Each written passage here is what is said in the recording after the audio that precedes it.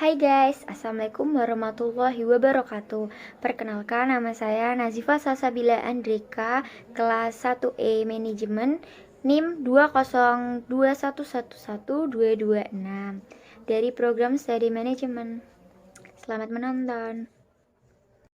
Bismillahirrahmanirrahim. Alhamdulillahirabbil alamin. Wassalatu wassalamu asyrafil anbiya'i wal mursalin sayyidina Muhammadin wa ala alihi washabihi ajmain, amma ba'du. Kepada yang terhormat Bapak Ahmad Nilnal Munajjidil Ula, SPDI MPD, selaku dosen pembimbing mata kuliah Pendidikan Agama Islam, dan tidak lupa teman-teman mahasiswa dan mahasiswi kelas 1E Manajemen Universitas Muria Kudus yang saya sayangi dan saya banggakan. Sebelumnya, marilah kita panjatkan puji syukur kehadirat Allah Subhanahu wa Ta'ala yang telah melimpahkan rahmat dan hidayahnya kepada kita semua, sehingga kita dapat berkumpul di sini dalam keadaan sehat walafiat. Sholawat serta salam semoga selalu tercurahkan kepada junjungan Nabi kita Muhammad Sallallahu Alaihi Wasallam yang kita nantikan syafaatnya di hari akhir kelak. Di sini saya akan menjelaskan tentang pentingnya tasyawuf, akhlak, moral, dan etika. Sharing-sharing tentang pentingnya tasyawuf, akhlak, moral, dan etika ya. Jadi, substansi tasawuf itu ada 4, yaitu akidah, akhlak, jerih payah perjuangan, dan dakwah. Keempat hal ini merupakan penjabaran dari iman, Islam, dan ihsan. Konsep dasar atau prinsip-prinsip tasawuf yang pertama yaitu pembersihan jiwa dari segala penyakit hati. Kita sebagai umat manusia pasti memiliki penyakit hati. Siapa sih yang gak punya? Ya pasti punya ya kan? Tapi kita sebagai umat muslim harus mengurangi atau menghindari penyakit hati tersebut.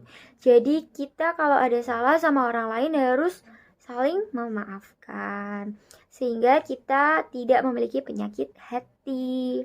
Lalu yang kedua ada memurnikan ibadah hanya karena Allah Subhanahu wa Ta'ala dengan ikhlas.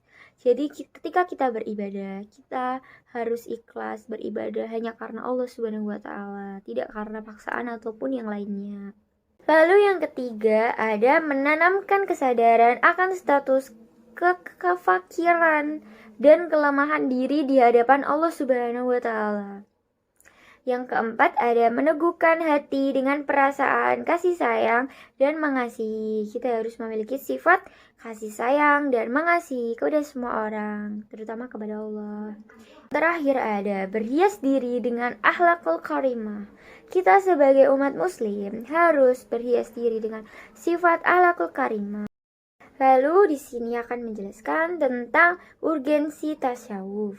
Tasawuf menjadi sangat penting untuk menata spiritualitas individu insan muslim.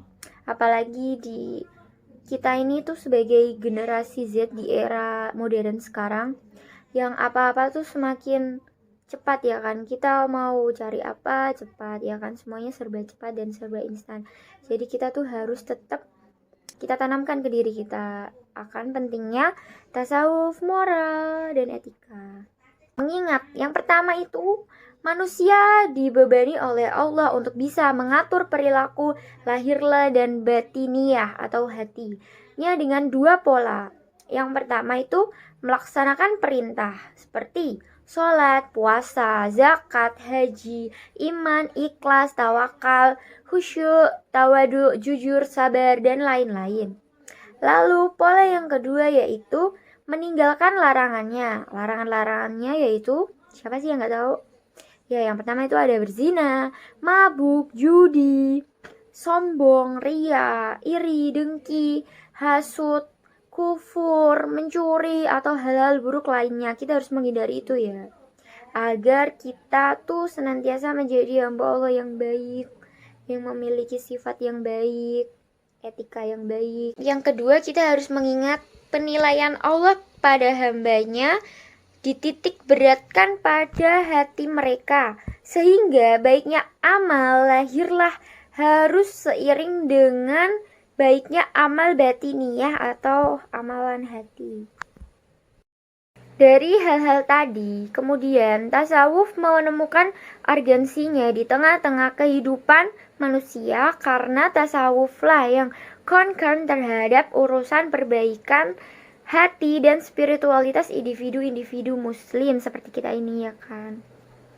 Bahkan menurut Imam Al-Ghazali, tasawuf adalah bagian dari fardhu ain dalam rangka mengetahui seluk-beluk kondisi dan penyakit hati, serta bagaimana menyembuhkan. Sini saya akan menerangkan kepada jamaah-jamaah semuanya tentang tasawuf dan interaksi sosial. Tasawuf dengan gambaran di atas ternyata tidak hanya terbatas pada wirid dan zikir saja. Namun, tasawuf merupakan metode teoritis sekaligus praktis yang terpadu dan holistik, melangit dan membumi, serta bertujuan mengantarkan individu-individu muslim menjadi makhluk Allah yang baik. Tasawuf sebagai ruh Islam dan senantiasa membawa individu-individu tampil dengan wajah yang sejuk, damai, arif, santun, dan membuat nyaman orang lain yang ada di sekitarnya. Lalu kita akan mengenal bagaimana macam-macam tasawuf. Siapa sih yang belum tahu? Ya kita belajar bersama-sama ya. Yang pertama yaitu ada tahali, membersihkan diri dari sifat tercela. Lalu yang kedua ada tahalli, menghiasi diri dengan sifat terpuji. Yang ketiga ada tajali, tersingkapnya cahaya gaib di hati. Keempat ada munajat, melaporkan aktivitas diri kepada Allah SWT. Lalu yang terakhir ada tafakur, merenung dan meditasi. Macam tasawuf yang kedua yaitu tasawuf amali, berisikan ajaran pokok dengan istilah sebagai berikut. Yang pertama, syariah. Syariah yaitu mengikuti hukum-hukum Allah Subhanahu wa taala. Yang kedua ada thariqah, perjalanan menuju Allah. Yang ketiga ada hakikoh, aspek batiniah dari syariah. Lalu ada ma'rifah, yaitu puncak pengetahuan kepada Allah melalui hati. Lalu dalam tasawuf amali ini ada beberapa istilah dalam mendekatkan diri kepada Allah Subhanahu wa taala, yaitu sebagai berikut. Yang pertama, makomat, itu tahapan atau tingkatan. Yang kedua ada taubah, itu pembersihan diri dari dosa-dosa yang telah kita lakukan.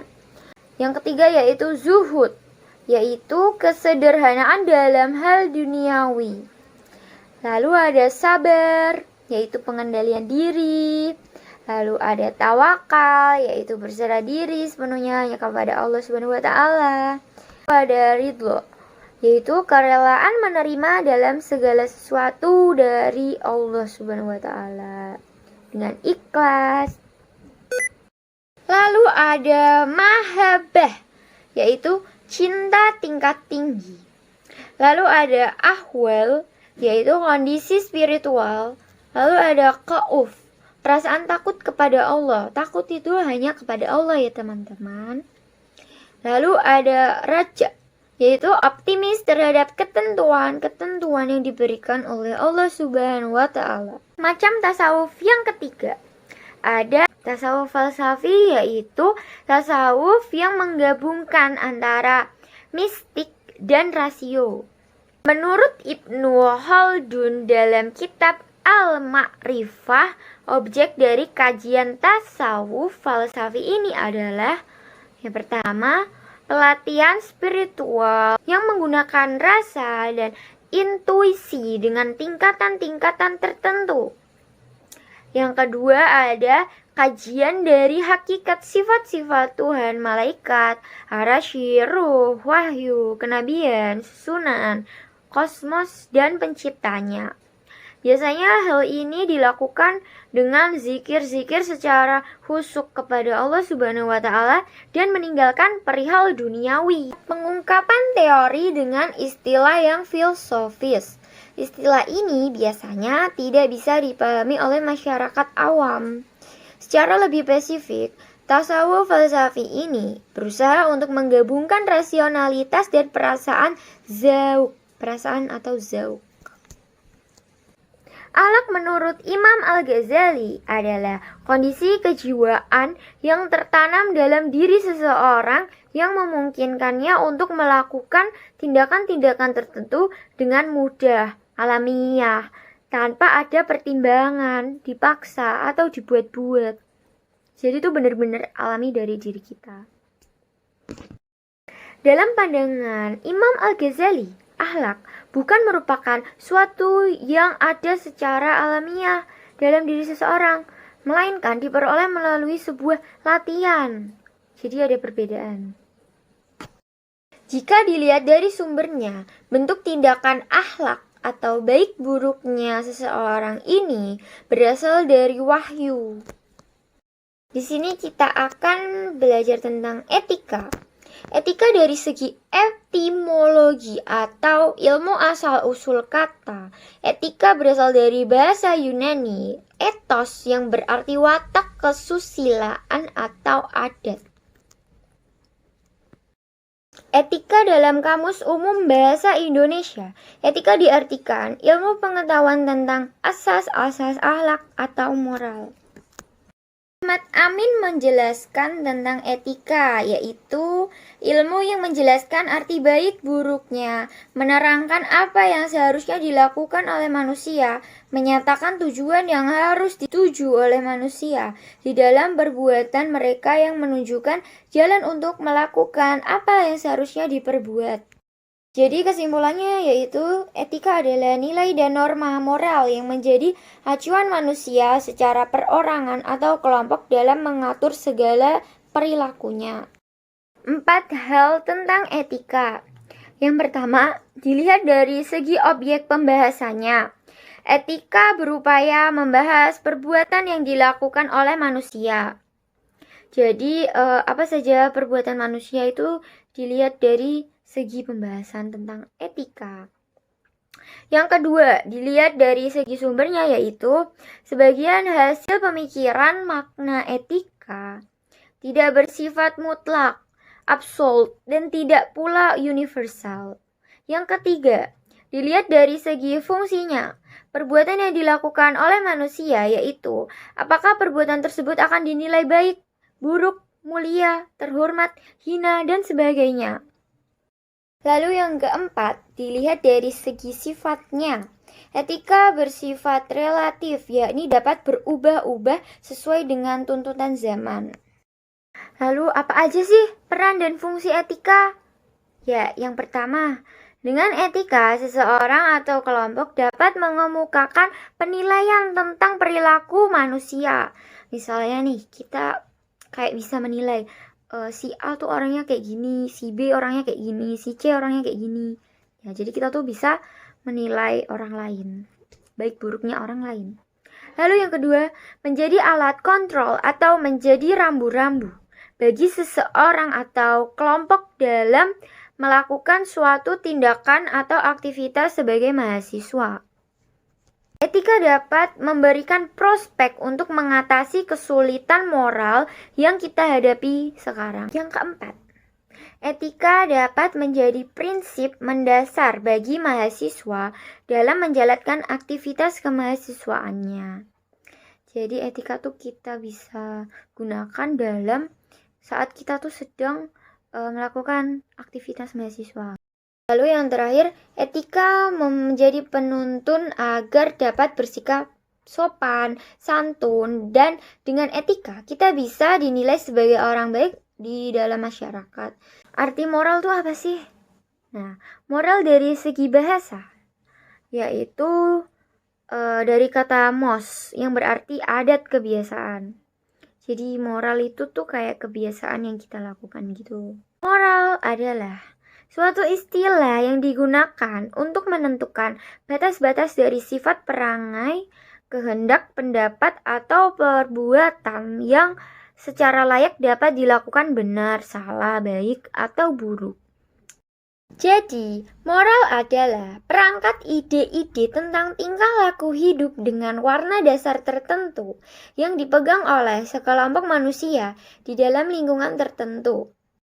Berkaitan dengan nilai perbuatan manusia, seseorang yang seringkali berkelakuan baik kita sebut sebagai orang yang berakhlak, beretika, bermoral.